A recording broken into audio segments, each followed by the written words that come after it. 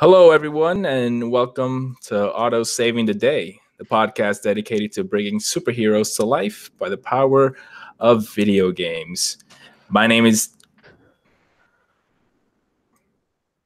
Sorry about that. Anyway, with me today, my partners in crime fighting, Josh from Panels to Pixels. Hello, nice to be here, as always. And special guest, Dane. Hi, thanks for having me. And good to have you guys here today. Dane here, he's really one of the most talented artists I've had the pleasure of meeting. And with today's topic being Hellboy, who you consider yourself a pretty big Hellboy fan, wouldn't you, Dane? I'd say so. Yeah. And it's probably the one comic series I've read the most of. Nice. So, and me and Josh, we're not exactly Hellboy aficionados. I've read a couple issues in preparation for today's podcast, and I'm definitely going to keep reading. So maybe someday I'll reach your level of proficiency in Hellboy, Dane. Boy, I hope I can live up to this intro here. So today we're going to be discussing Hellboy in more of a general sense. Usually we'll have more of a focus on video games and maybe pitching you an original video game. But since Hellboy has had a couple video games of his own and some movies, we'll kind of be discussing. He's got a new movie coming too. We'll be discussing those as well.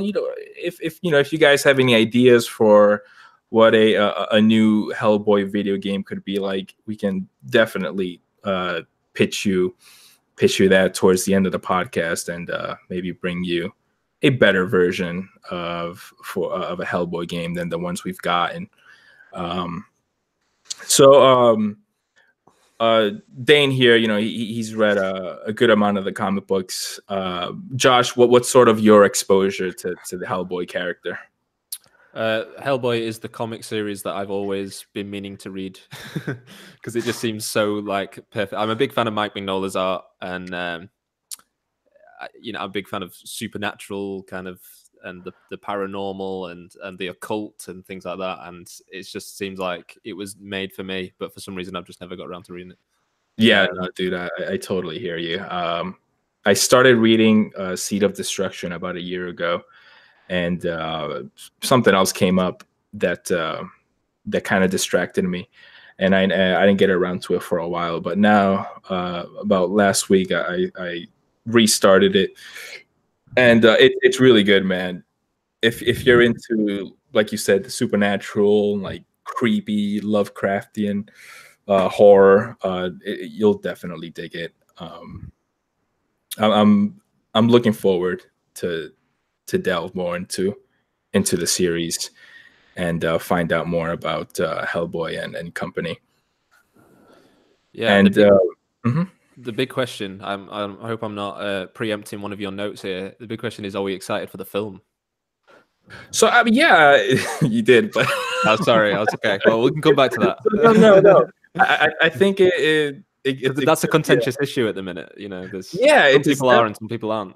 Yeah, it's definitely the big question here. And I mean, it honestly probably is the best way to start, since it's the most topical right now, with the movie just being a couple of weeks away, right? It comes out in April? Yeah, the middle of April sometime, I think. So we've seen, all right, before we get into the new one, we've all seen the Ron Perlman Hellboy movies, right? Yeah. What's many times. You said you mentioned in our pre-show, in our private pre-show, that it's one of your favorite movies. It is. I just saw it kind of out of serendipity. My dad bought the 2-disc Blu-ray, or not Blu-ray, DVD back in the day. He's like, "Here, I thought you might like this." And I'm like, "Hellboy, what the hell is this?" So I watched it, and in the first 10 minutes, I was hooked. And I'm like, "What is this? I need to know all about it." And from there, I got into the toys and comics, and yeah. how do you think it does in terms of bringing the books to film? Do you think it does justice in its own interpretation, or I think it's. I'm incredibly biased, but I think it's a really great translation from a comic to a movie because it doesn't do the Sin City thing or where it just puts the comic on the screen. It takes things, it changes them for the movie. Um, I think everybody thinks Abe Sapien's psychic, but in the comics he's not at all. So it does makes these perfect little changes um, that enhance sort of the characters from the comic it's for a film it's world. funny. It's funny you mentioned that because uh, as I'm reading the comics, it's like, why isn't he using his hand thing where he can like kind of replay what happened in the room? And I'm like, oh, yeah, I guess they'll get to it later on. But so yeah, so Yeah. in the books, he's just kind of a fish man. It's a really good swimmer. He's just a fish man. Yeah. For Well, reasons unknown. I mean, I guess when you think it's like, what's the connection between being a fish person and being psychic? It's kind of like that whole like Emma Frost thing. Like why these two combinations of powers just don't make sense to me. Like, just have either be a telepath or have really hard diamond skin. Like, don't. But Yeah. I mean, when you're a mutant, I guess you can be anything. What's that one Dazzler? What's her power? Is he kind of like a Jubilee? Like It's sonic force, I think. It has something to do with sound. Right, it makes sense because she's like sonic. It's something really dumb though. It's not like Sonic Blast. It's like she harnesses the power of sound and turns it into something else. Turns it into some kind of like, I don't know. Energy blast. Just energy some sort blast. of Yeah. kind of. I think that's kind of like what's her name? Vanya from the Umbrella Academy. You guys read that or seen the Netflix?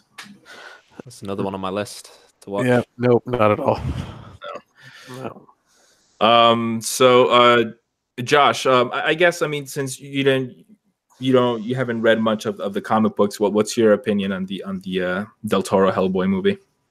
Well, I've always been curious because the films are so unmistakably Guillermo del Toro-esque that I've kind of wondered, how much of it is faithful to the comics, because I know that Mike Mignola was heavily involved, I think, in the writing of the films. Is that correct?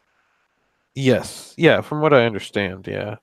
And it's always kind of held up as this, what a good comic book adaptation looked like pre the MCU. And yeah, I like them. Definitely not my favorite film. Very far from, not even top 100, I would say. Yeah, I rewatched it just the other day, and I was surprised at how much I enjoyed it. It goes by super fast, which I kind of appreciate. The pacing's really good, and but it does inject its own personality to definitely with having someone as charismatic as Ron Perlman as your lead. He definitely puts a lot of himself into the character, which right now in where I'm at in the books, I would say that he definitely has a lot more character in the movie version. But again, the movie does have more of a lighthearted tone and more humor than the comics, I would say.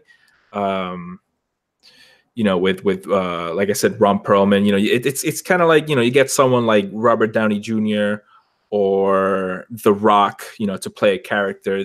They're definitely gonna kind of bring their own flavor into that character. And he definitely does that for Hellboy. In the Hellboy, I don't know, Dane, I guess you correct me on this since you definitely read a lot more of them, but to me, Hellboy's kind of a quiet character in the books, would you say? Yeah, he doesn't say much, especially after Seed of Destruction, which I think is the only one that has like a running internal monologue. but he's very quiet. He's very nonchalant about what he's doing, what's going on. Yeah, and I can kind of, in a way, at least for me, it kind of makes me feel like you're it's meant to fill the role. I mean, I don't know. I may be getting a little too like weird here, but like kind of putting the reader into the shoes of Hellboy a bit, just being just kind of this your average Joe that's put into these larger than life events with like cosmic beings and gods. Because I kind of relate to that, where like he's in the middle of this monastery or creepy castle, and he's just kind of rolling with the punches, you know? Like, yeah, well, I'm here. I'm just kind of gonna try to not die. He's not necessarily like looking too deep into the background of these creepy creatures or whatever. Like he's just there to do his job. Yeah, And stop people from getting hurt and stuff. right. Yeah. And yeah, in the Ron Perlman version, he's definitely more of a like smart ass, I would say. and I don't know, like I think that kind of elevates the character a little bit, or I don't know, kind of just makes him a little more likable. Even not that he's not likable in the books, because he definitely is, but I guess just kind of makes him a little more memorable, maybe. Yeah, kind of fleshes it out a little bit more. Right. That's what I'm looking for. And but I guess one thing that I would want the movie to do is lean a little more into those like horror tones and elements from the books, because they do get really creepy. I was talking with Dane that for a comic book, it's easy to have a be creeped out by a video game or a horror movie. But for a comic book, it does that pretty well, with especially with the art and the way the panels kind of roll out in the books. The some of them are really effective, especially the short stories, like The Wolves of St. August and The Chain Coffin always got me. It gives you that little shiver down your spine. It's really,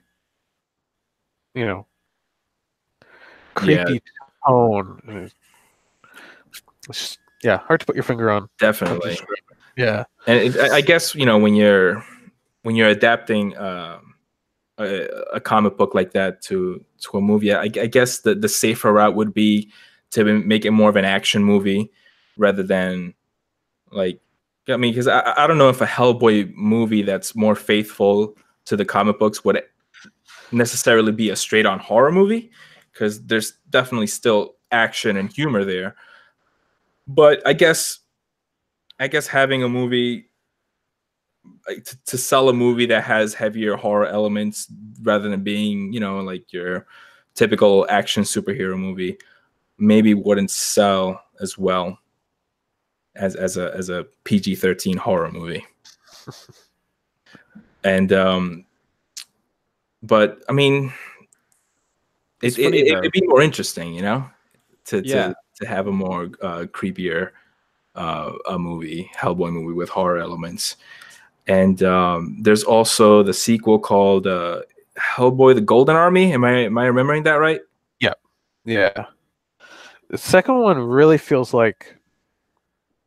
The first one feels like Hellboy. The second one feels like Hellboy in a Guillermo del Toro movie. Because it really leans into those fantasy elements and away from the horror aspect of it. Yeah, definitely. I don't remember much from it. It's not as memorable as the first one, in my opinion. But I do remember that one scene where they're like in some sort of market, and there's just a whole bunch of like crazy creatures that are definitely like, very reminiscent of a Del Toro movie, like Pan's Labyrinth or something like that. But that being said, man, like a Hellboy movie by Del Toro, it's just so right. You got all these, like even though the second one may not feel as much as Help, because I also remember like an elf prince or something like that. Yep. You know, in the books that I'm reading right now, that seems a little out of place from what I've read so far. But those monster designs just work so well in a Del Toro style with the, you know, practical effects and all that. They definitely that would be the best way to go. Yeah, the second movie's good. It's really well made, incredibly creative. Just gets a little cheesy for my tastes. You know. Yeah, I do remember there being a lot more humor maybe in the second one, right? Like there was already enough in the first one. Not that it's a bad thing, but there was a lot more in the sequel, if I remember correctly. Yeah, I think so. Have you watched the second movie at all, Josh? I haven't seen the second one. I was going to say though, it's interesting to me that they did go the route of the action film, like the PG-13 action film, because what's always appealed to me about the books and Mike Mignola's art is that it's so influenced by kind of the color is straight out of like 70s Italian horror films, and it's so like his art is kind of, I don't know, German expressionist, I guess, and Guillermo del Toro's filmmaking is also influenced by, you know, the Universal monster movies and the kind of silent horror, as well as the 70s horror stuff. And it seemed like you said, a match made in heaven, and it would have been nice if they'd lent more into the horror side of it, which it doesn't look like the new film is going to either, to be fair. So that's I wonder if that is a studio mandated thing, maybe.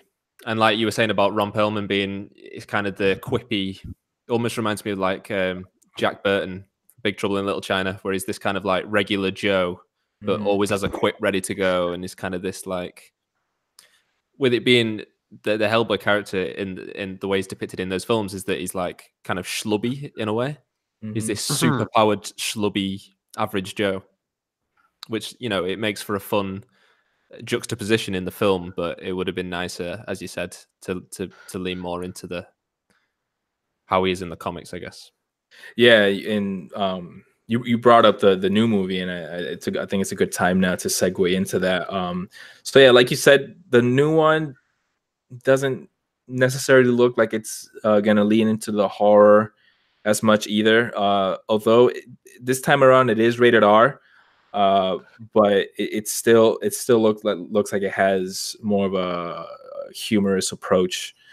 And because that's sort of the thing with the books, that they're not so like in your face about like the Lovecraft and the horror elements. They're really kind of subtle with it, you know. It's and this new movie, they definitely have more Lovecraftian elements. Maybe not as much as the first one, because with the first one it opens with like space and like this big rock thing with a big tentacle creature in it.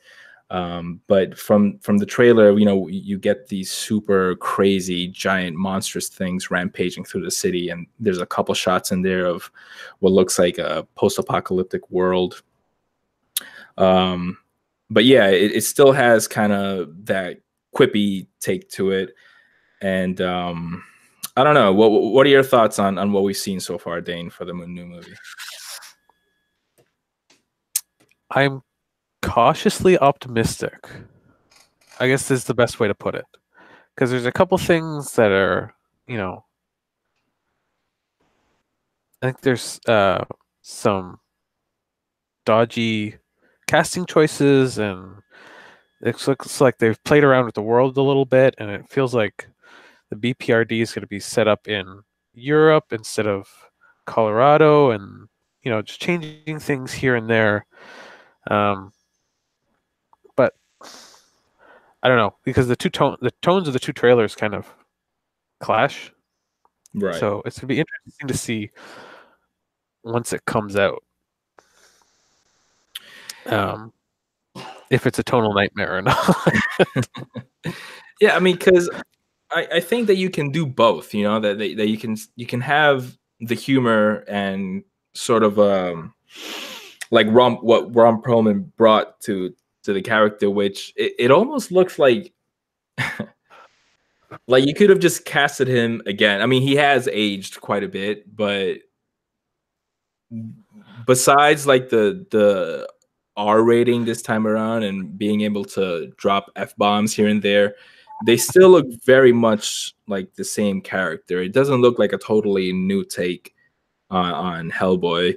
So having it be a total reboot was an interesting choice. And again, it kind of makes you think: are they gonna bring new elements to the movie that haven't been in the Ron Perlman yet, like the horror elements and that kind of stuff. And yeah, like you, I'm cautiously optimistic. I mean, I'm not as huge as a Hellboy fan as others out there, but what I've read from the books definitely make me want sort of a slower paced, creepy horror movie rather than like another action movie that we get so often.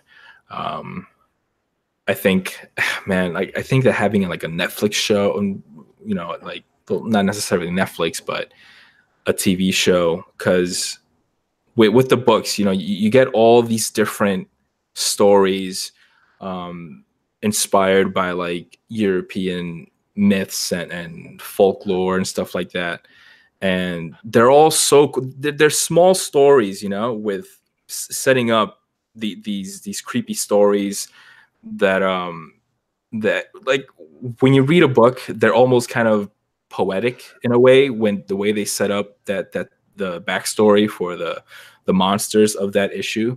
And sometimes my peanut sized brain can't really like comprehend like when these stories are told in that poetic manner. But the way they execute it, just it sets up this tone that it's intriguing, and it leaves an impact on you when the story wraps up. And I think having a show where it takes the stories told in the books and adapts them into an episode, I think that'd be really interesting to have. Then I mean, I don't know if the budget for TV shows is definitely not as big as one would have for a movie. So I guess having these creatures with CGI or practical effects, I don't know if it could be done super well with something we get in a movie. But I mean the Umbrella Academy, they have a talking monkey for a lot of the show, and it looks pretty good, almost on the same level as like the Planet of the Apes movie that we've gotten recently. Yeah, I totally agree. And I can definitely see it more, it being serialized like that on a Netflix series. I think that would be something that would appeal to me more. But I will say, I agree. I'm kind of cautiously optimistic about the new film, and I feel like from what we've seen, it looks like the kind of film that has the potential to be a cult film. Kind of what it reminds me of the Carl Urban Judge Dredd film. It's kind of schlocky and I really like David Harbour as Hellboy. He's kind of a bit more dour maybe than Ron Perlman, but I don't know. I think it has the potential to be a lot of fun if you don't take it too seriously. If you're not expecting, some people like watch trailers for films like these, like low budget comic book movies, and they're expecting everything to be like the Marvel Studios films, right? And I'm putting this more in the same category as, like I said, Judge Dredd or Punisher Warzone or something like that. Just something that could have been made for a few $100,000. You know what I mean? Yeah, I'm totally with you on Dredd, man. I love that movie. It's almost like just Die Hard. It doesn't have like the most complicated or ambitious like storytelling. It's it's just put you're in a big building and there's a whole bunch of gang members in there, trying to get out alive, and it worked perfectly with a character like Dredd. And I'm still waiting for that sequel, or I think there was a show rumored at one point with Carl Urban returning. But yeah, I think that's definitely the right mindset to have when going into this Hellboy movie.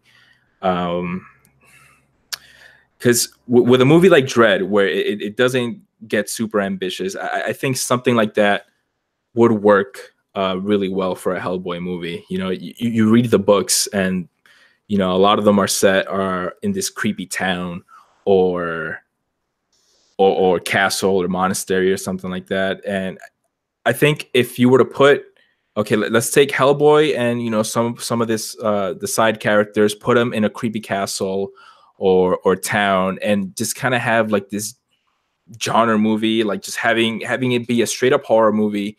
And you know you've got all these monsters, and yeah, there's the main antagonist and all these monsters around, and having like the Lovecraftian elements or like the super uh creepy or you know convoluted ghost backstory that would be kind of be like an undertone, you know, kind of like this background element that it's hinted at every now and then. Like the more in your face stuff are like the monsters and the main bad guy and all that, and whatever side characters you may have, but you'll always have this background element of the you know, the Lovecraftian elements just kind of lingering in the back. And you know, I think having it that way would still be really faithful to the comic books, and could work with a movie that has a smaller budget and it's not on the level of a Marvel Studios movie.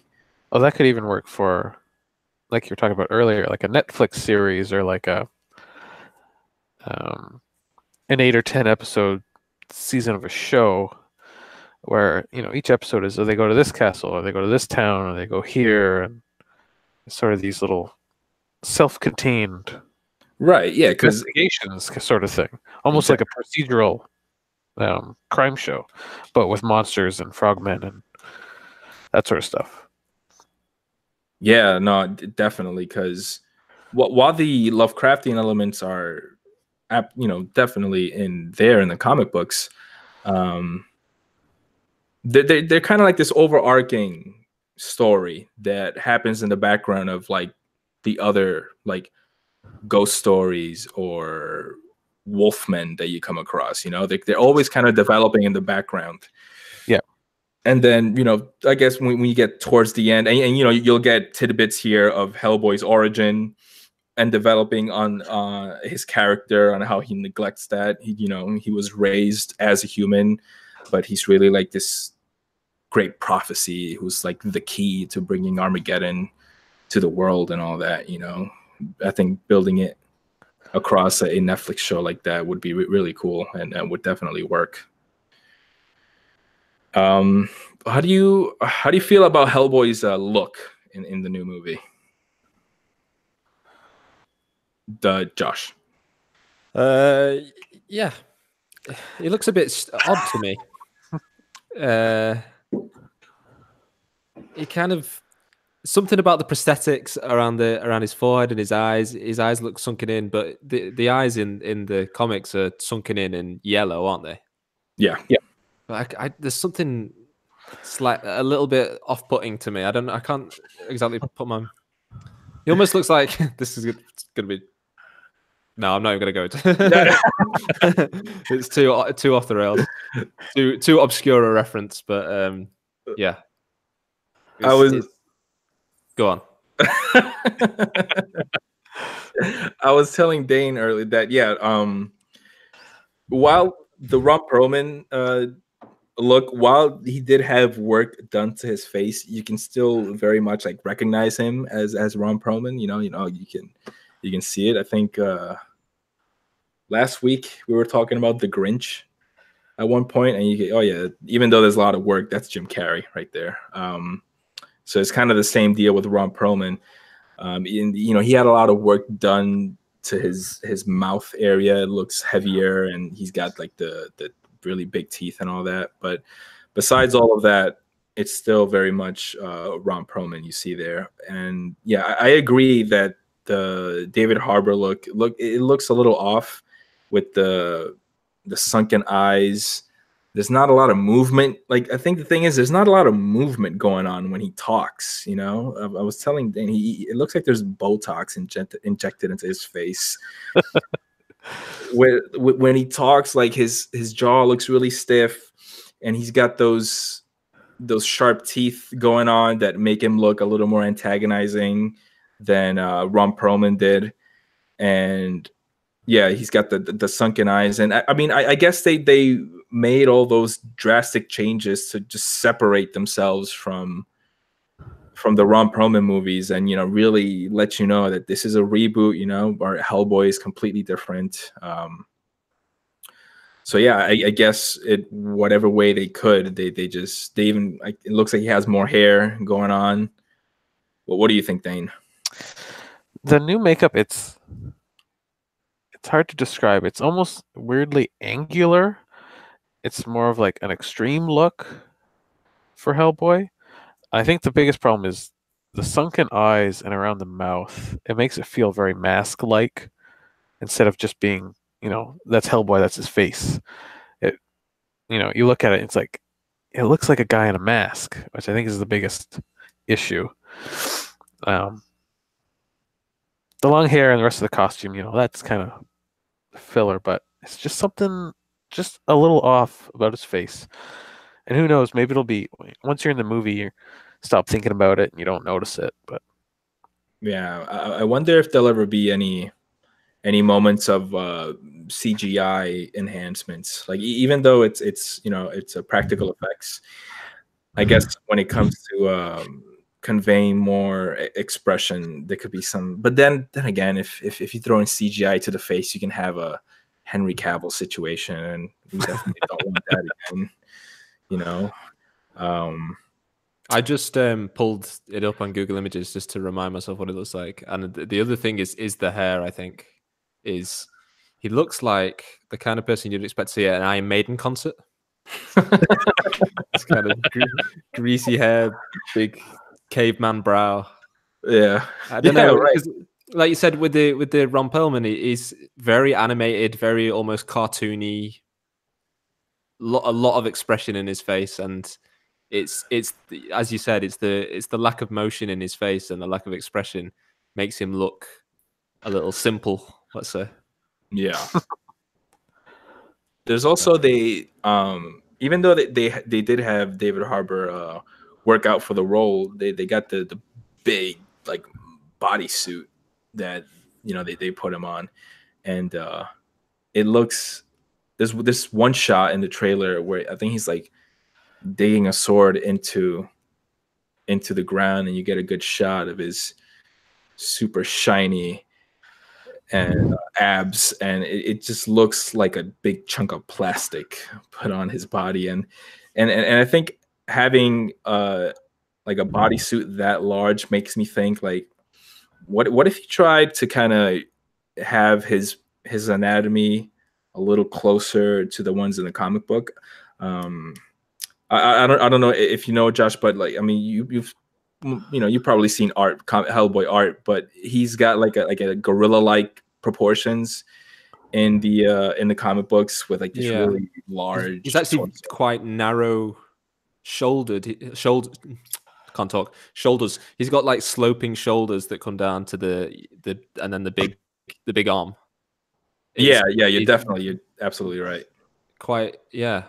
I'd like to see something more like that. I don't know how it could be done in live action, but yeah, it might look a bit silly in live action, especially with like the super tiny legs and hooves.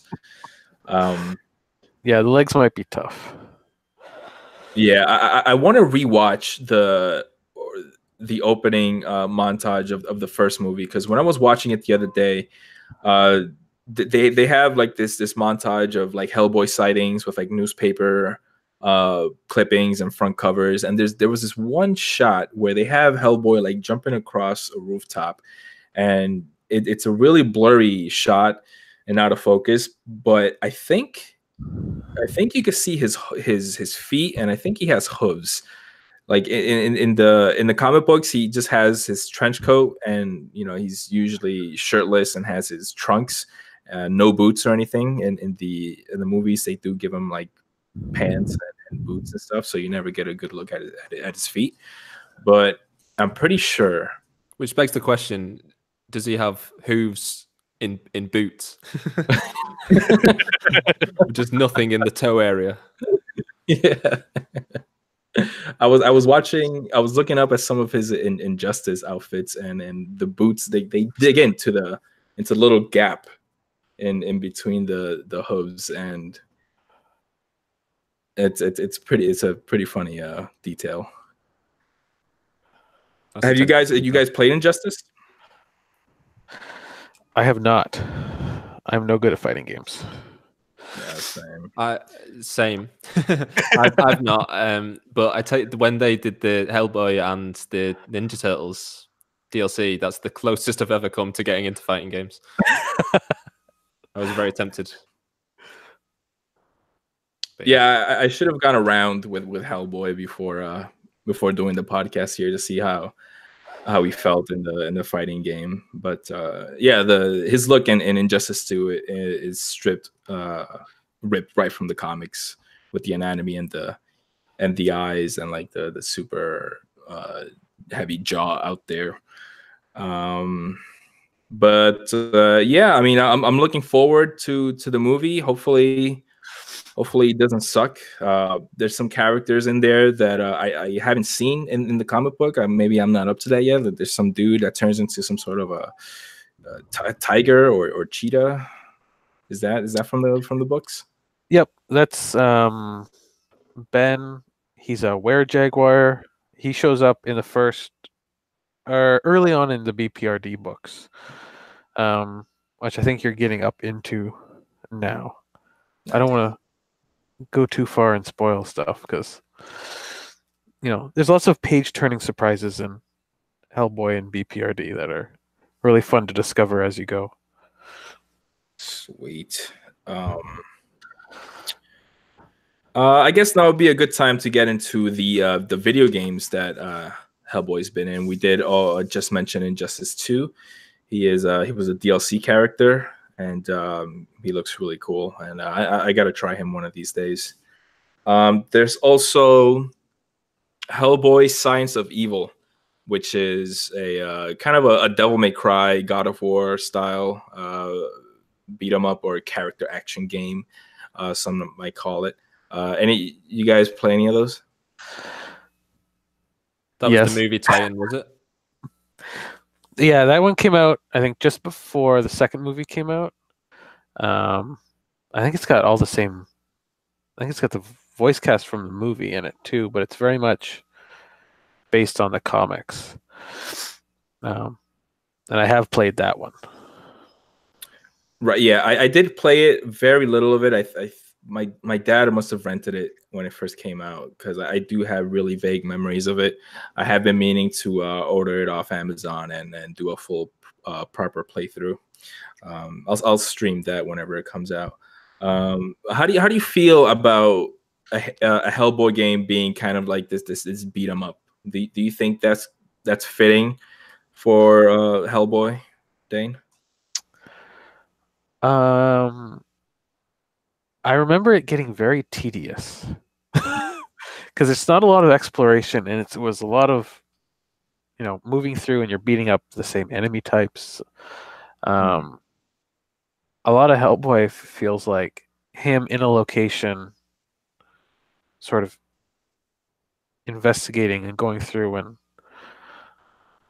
learning what's special about that place or what happened or the history of it. And a lot of that stuff was kind of thrown by the wayside to be replaced by punching frogmen in the face, which I don't think is the best format for a Hellboy game.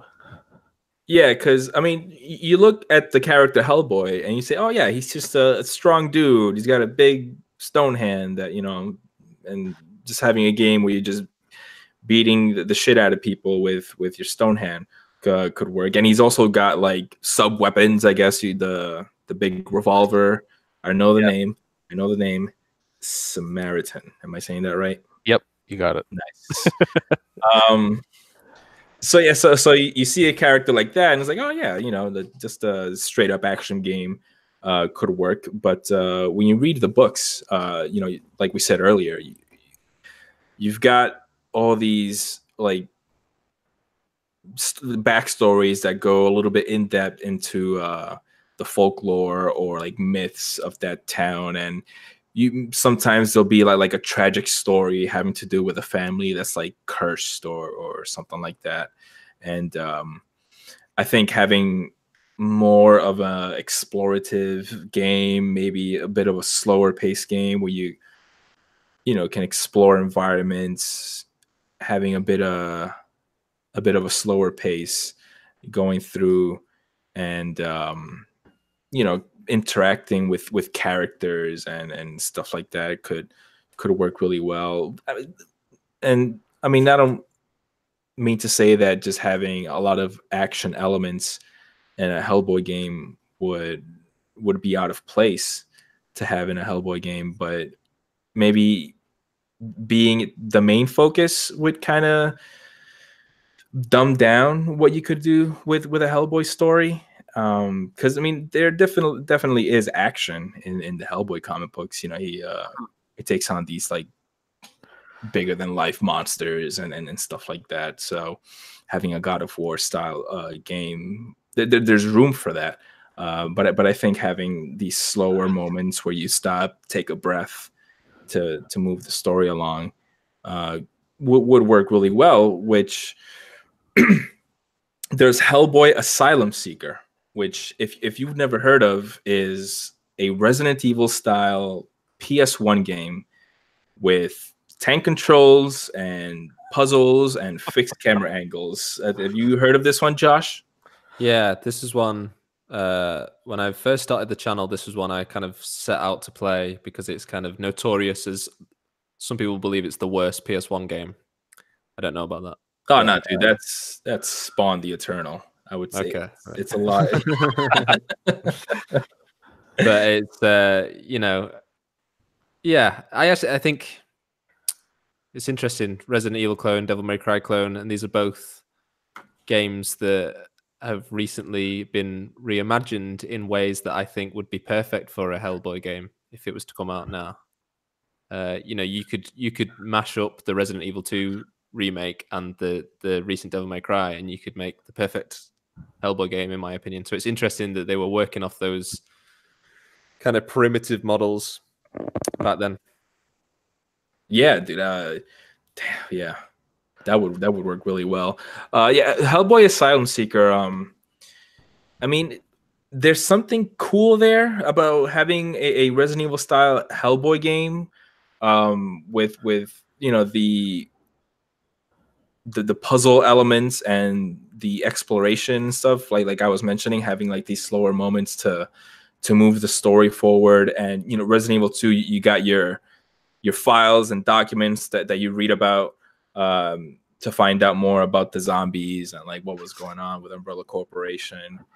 And I think you can easily have that with a Hellboy game where you speak to townfolk or you find books that'll kind of expand more on the backstory of the creatures that you're fighting. Because that's sort of the thing about the Hellboy books, that they're based on already existing folk tales, and there's always like a poem or some sort of like bedtime story tied to these creatures, and I think finding like these books that'll vaguely kind of give you a backstory of all the monsters you're fighting or bosses or something like that would work pretty well in a Resident Evil style Hellboy game. The only problem is, like we said, you've got Hellboy, who is also got this big stone hand. You want to have a gameplay style that would properly give you the opportunity to have these really cool fights with you swinging your stone hand around and using swords and your gun or whatever. And I did do a full playthrough of Hellboy Asylum Seeker on my Twitch channel a while back. Dane, you hung out with me on the chat for a good while of that game. Oh boy. Yep. And yeah, it wasn't the best one. Well, like It, I said earlier, it felt like someone they didn't read any Hellboy comics, but they flipped through them a couple times, and so that was their reference for the game because there's a lot of weird stuff that doesn't connect to Hellboy really at all in that. Um, yeah. yeah, because you've got the owl creature or bird creature with like the boobs and everything, and I read the book where that monster makes an appearance, and it like in the books it has the backstory that explains like what the deal is with those monsters, and it just kind of shows up in the game and you fight it. There's no cutscene or character setting up this boss character they're about to go up against. It just kind of happens. It dies. You get an item and then you move on. And it's kind of doing a disservice to these really cool creatures that you find in the books. And just the gameplay style that Hellboy Asylum Seeker has, just it doesn't let you use Hellboy Stonehand to his full potential. You just kind of hold the X button and he'll awkwardly like jank around his arm, and it's really boring. I remember there being zombies, and these zombies take forever to take down. Like it could be up to minutes to take down a single zombie enemy in this game. And yeah, it wasn't the most entertaining combat I've played in the game. And Well, you really sold it to me. I'm buying my copy on eBay right now. yeah, and yeah, you brought up a good point, Josh. I think taking those two worlds with the recent Resident Evil 2 remake and Devil May Cry 5 could make for a really good Hellboy game. I think I also this might be a bit on the nose, but I think of Bloodborne, not necessarily like in its difficulty, the notorious From Software Souls difficulty, but kind of the way that the stories are told in those games, where they're not super in your face. And Bloodborne specifically with the Lovecraftian elements, I think like the stories in that game are told like through their environments really well.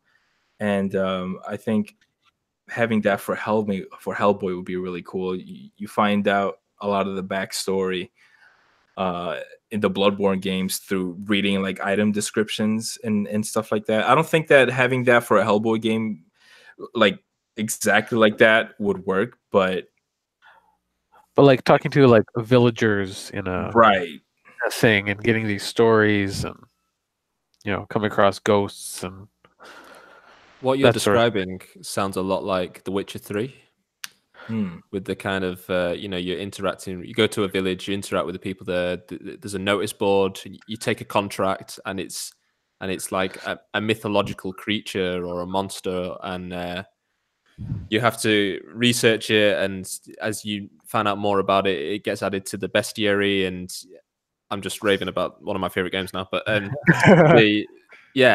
seems like I'm curious why more games haven't use that style of environmental learning playing back into gameplay, because it just works so well there. And I think it would work really well for something like Hellboy, where it is so much about pulling from the Lovecraftian stuff and building up the mythology around these creatures, because it's not good enough. I haven't played the 2007 game or whenever it was, but it seems like it wouldn't be enough to have a hack and slash game, because you're not building up a mythology around the enemies if they're just faceless enemies. Whereas that's something The Witcher 3 does really well, is it you know the backstory to every major monster and creature that you're going up against. So something like that would be cool to. Yeah, definitely. Yeah, because that's kind of what makes it cool, that like the backstory of these creatures. And it just makes it that much more interesting to know when you kill it, just kind of what that monster, what its purpose was, and all that. And with Bloodborne, I think just the aesthetic of that game. You read the Hellboy books, and you read the Hellboy books, and there's a lot of creepy castles and monasteries and stuff like that. Shanty towns and all that, and those were really cool in the Bloodborne games. And they're having that sort of methodical combat too, I think would be cool for Hellboy, just because he's got his stone hand, and rather than just having mindlessly kill enemies with it, I think having to kind of plan out your attacks and not mindlessly swing around your stone hand would be cool. You can pick up, and that's another thing too. Bloodborne has these items that you pick up that'll either give you a defense bonus, or you can charm your weapon with something, and it'll do more damage. Hellboy, he has like pockets full of like garlic for vampires, and crosses and stuff like that. And yeah, I think the Bloodborne games have that, and would work well in a Hellboy game too. Yeah, we were having this conversation recently off Diego and I about how Bloodborne is another game that seems perfectly suited to me that I just haven't had a chance to play yet. So as soon as we're done doing this, I'm going to go and play Bloodborne and read Hellboy. So, man, and any bosses that come to mind that would be really cool to see in a Hellboy game, Dane? Well, you have to have a mecha ape in there somewhere. Oh yes, absolutely. I think combat should be a part of a Hellboy game, but he's not really like that skilled of a fighter. He's definitely not a martial artist. No, yeah, he's just he's like just tougher than the other guy. So, yeah, I think I like this one moment in one of the books where they're being briefed on their mission or whatever, and they'll be like, "Oh, Abe and Liz, you go over here," and Hellboy, and I think I forgot who his partner was for the mission. It's like, you'll be over here taking, like setting up explosives to take down this environment. And and he says a comment like, yeah, you're taking care of that. And then I think Hellboy cuts him off. It's like, because we're the most indestructible, right? and I thought that was really funny. I mean, just how impervious to damage or to attacks is Hellboy. He seems pretty tough because he's always in the middle of these big explosions and castles being collapsed, and he comes out pretty unscathed. He's a tough cookie. I mean, even in the movie, he was like swallowed whole in the end there, and set off that grenade belt. But yeah, not much of a scratch on him. He'll definitely always be sore in the morning, though. Absolutely. I think that's kind of what we were saying earlier. That's really what's so appealing about the character. And you were saying earlier that he's kind of, in the comics, he's kind of the silent protagonist, and that would make a perfect video game character, because the silent protagonist, like Mario, Link, that's like, the more you can you can relate and put yourself into that character, the better the immersion, in theory. And I've forgotten where I was going with this, but I've forgotten. A while ago, when I was streaming Hellboy Asylums, I forgot who it was, and I wish I could give credit. But somebody thought of having a Telltale style Hellboy game, and I know that that's always kind of an easy answer to ask when, like, oh, like, how should this game be adapted into a game to properly tell a story that you would read in a comic book. But this person said that a Telltale style Hellboy game would be cool because then you could bring Mike Mignola's art to to life in a video game. I guess a 3D version of his art. Yeah, we have the technology now since Dragon Ball Fighter Z, right? To do cell shaded stuff that looks exactly like it does in 2D, but do it in 3D. And I don't know why more comic book games aren't coming out in that style. It's baffling to me. What do you think of a Telltale style Hellboy game, Dane? I've never played a Telltale game. I have to admit. But realistically, I think that's probably the only way we might get a modern Hellboy game. Yeah, something that's very, very story driven, and because would you call Telltale games like point and click games? Are they kind of in the same vein? Yeah, I would say so. Because the choose your own adventure games in a way, I suppose. Right, because I think of what are those games called? Like the Monkey Island one. Yeah, the LucasArts stuff. Yeah, and like you have I've seen reviews and videos on YouTube about horror style point and click games where you're exploring a mansion or some really creepy dungeon.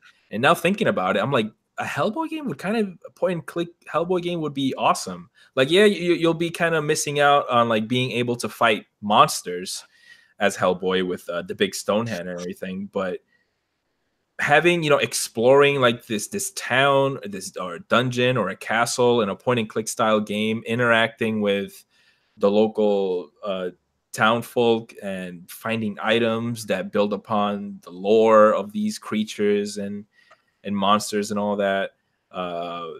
Maybe the story changes depending on what you do in what order. You have to worry about your teammates and what they're doing, making sure they're safe.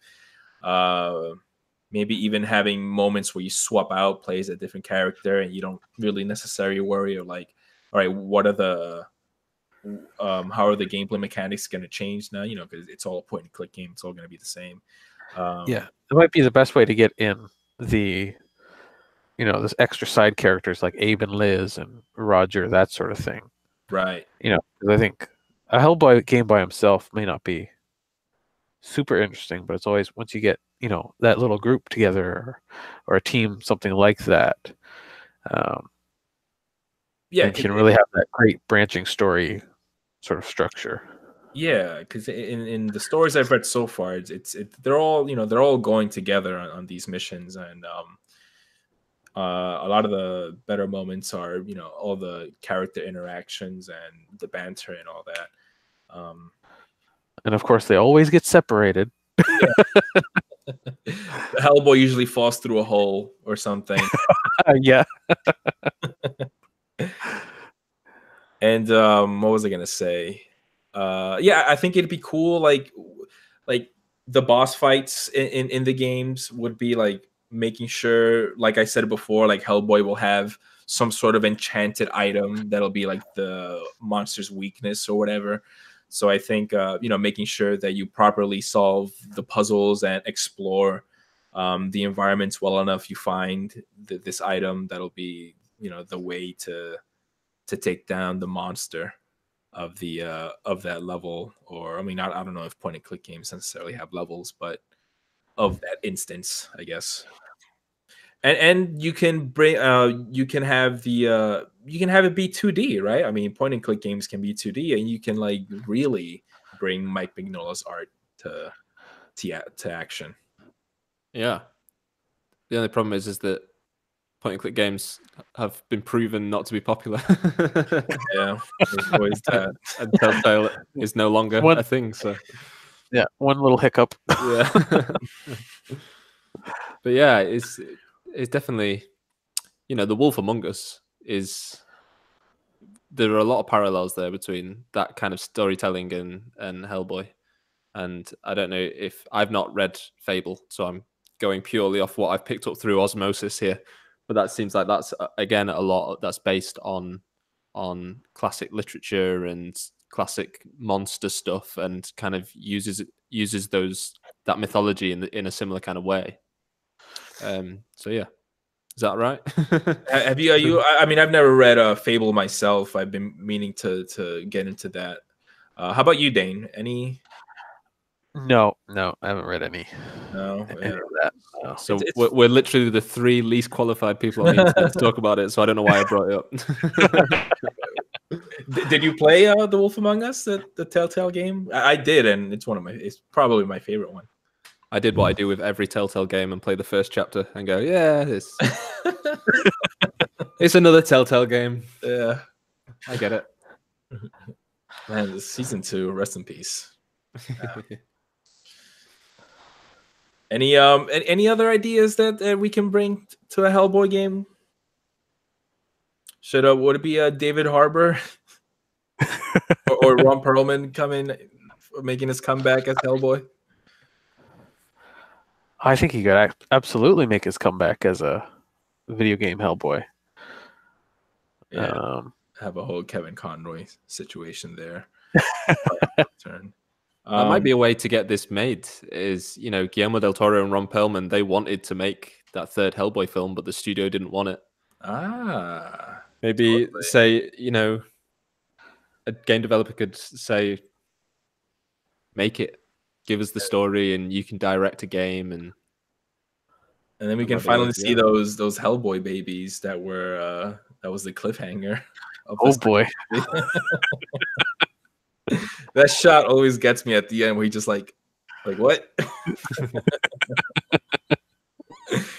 I'll tell you who I really like to see come back is we've not talked about him yet. David Hyde Pierce as Abe Sapien. Oh yeah, I'm such a massive Frasier fan. so whenever we do a podcast about a Frasier video game, I'll have a lot more to offer. How many did you guys watch Shape of Water? Yeah. Were you convinced that was a prequel to the now Hellboy movie that's coming out? It's almost identical design. Yeah. What was interesting about that is kind of what I was saying earlier about that's the meeting of the influences, because that's basically just Creature from the Black Lagoon. Right. And I assumed that was probably what influenced Abe Sapien in the first place. I could be wrong though, but yeah, it's sorry, go ahead. Because I thought Shape of Water looked like a unofficial remake of Revenge of the Creature, the Creature from the Black Lagoon sequel. So it's funny you say that. I'm not familiar with that. I know the original movie very well, but I don't know about that one. Is there a love story in that? No. Is there some egg sucking? Yes, I think the creature's in love, but I don't think she's into it. So it's a little bit of a different love story. But Revenge of the Creature is they actually capture the creature from the Black Lagoon and they bring him back sort of to civilization, and they study him in, government labs, that sort of thing. It's very 1950s B-movie sci-fi. Interesting. I don't know. What if there's like a twist in the Hellboy movie and the Shape of Water creature shows up? I'm like, I don't know. Like I'm really hanging on to it because I recently read Abe Sapien in the books, and it's really similar because they find him in a tank in some laboratory, and that's kind of like the same. They didn't find the Shape of Water creature, or did they? He was like in the sewers or something, right? And they brought him into the laboratory. I thought they found him in the Amazon. Right. You're right. Yeah, that's right. Yeah. And then and they have him in that laboratory, and like I think from the trailers already, like first like the design is really similar, and I think he also eats eggs as Sapien does in the Hellboy movie. In the first movie, yeah. So I don't know.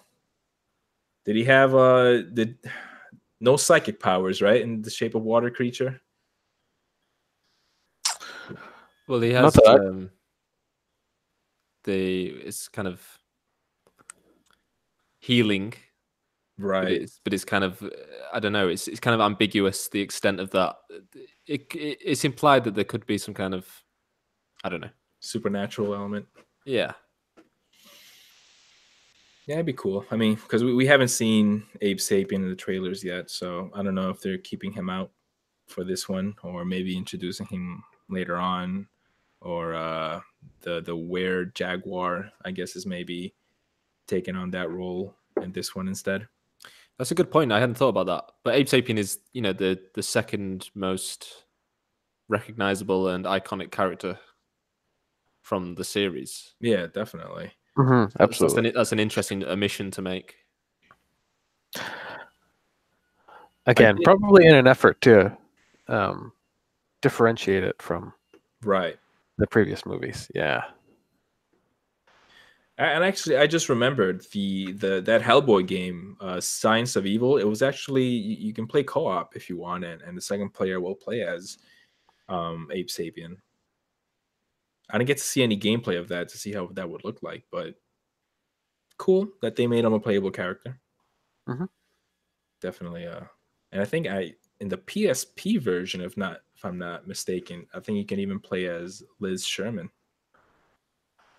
which is will be unexpected in my opinion. And I don't think she's made an appearance in the trailer for the new Hellboy movie, has she? Not that I've seen. Yeah, I haven't seen any pyrokinesis. Yeah, that's another thing that's a big difference between the Del Toro movies and the comics is Hellboy and Liz's relationship is a lot different in the comics. Right.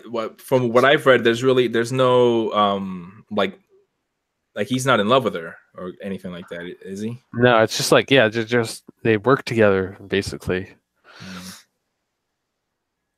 Yeah, that was I was like, because having the movie be your first exposure to the character, and then now reading the comic book so late, you're kind of looking out for that stuff. So you kind of like you'll read some dialogue between them, and you'll try to look like, okay, like is there something going on here? Because there's supposed to be a thing between them, but I don't really see it. Am I not reading this right? So it's a little weird now, but I guess I just gotta all right, forget about the movies, like just focus on what's being put out here in the book. So any final thoughts on a potential new Hellboy game before we close this out? I think that you're the first person since 2007 to talk about the PSP version of Science of Evil to even think about it. Dude, I don't know. That always seems to happen. I play a obscure, shitty Spawn game, an obscure Hellboy game, Resident Evil style Hellboy game. I don't know. This is the curse. Yeah. Yeah, I think there are a lot of ways you could approach this, honestly, because I don't think the hack and slash thing is automatically off the cards. And especially, we've talked a lot on this podcast already about how the new God of War has taken the hack and slash genre and it's made it more cerebral and made it more methodical and brought in elements from, Bloodborne and puzzle elements and things like that. And or like more cinematic elements as well. And I think that could be a way you could approach it. I still think there's merit in the Resident Evil model. I think that was just bad execution. Mm-hmm. Yeah, and the Telltale thing. If Telltale was still a thing, then I'd be thrilled to see them doing a Hellboy game. But yeah, that's a good point. Like, do you think we'll ever get any more point and click style games? I mean, there's always the indie scene, that they could do pretty much anything. So there's that. There's a whole other episode we could do about Telltale and the phenomenon of that, and how that was kind of came out of nowhere and was like the biggest thing ever, and then just had no momentum whatsoever. Yeah, yeah, for sure. But yeah, I don't know. I think there's so many different ways you can go, and the difference between the films and what you said about the comics, that kind of shows how the character can be kind of manipulated and pushed in different areas, whether it's, you know, action or horror or, you know, mythology or whatever. And it would be nice to see a video game that is like slap bang in the middle of all of those things. Yeah. Yeah, you brought up God of War, and it's funny. It's like God of War, like we said before, it's like God of War is becoming the new Arkham games, where you take that formula and now, just apply that to the next superhero game. Do that. Do what they did. And the Hellboy is just another example that style of gameplay would definitely work for him. So who knows? We'll see. We'll see if the God of War games become the new formula. And the thing is, it's such a strong visual style as well, these books. And that's what a lot of comic book games maybe don't have.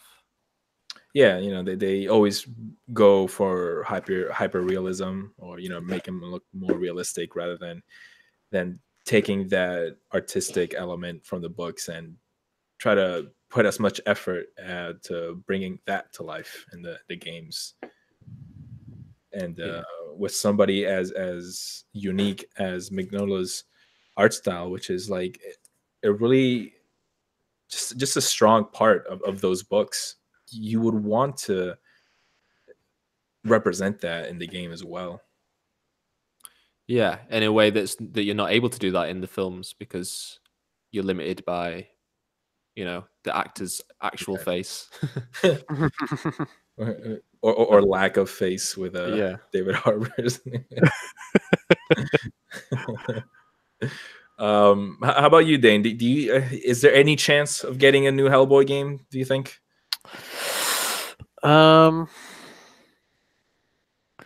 Possibly. You know, I think you just need to find the right developer and someone, you know, who's crazy enough to give it another go. Yeah. You know, I guess we'll also have to see how well the movie does too, you know. Yes. Yeah. If it takes off, hopefully we'll get this new resurgence for Hellboy love that we haven't gotten in so long. But yeah, with that, I mean, that's our discussion on Hellboy, and you know, a few light pitches of a new Hellboy game.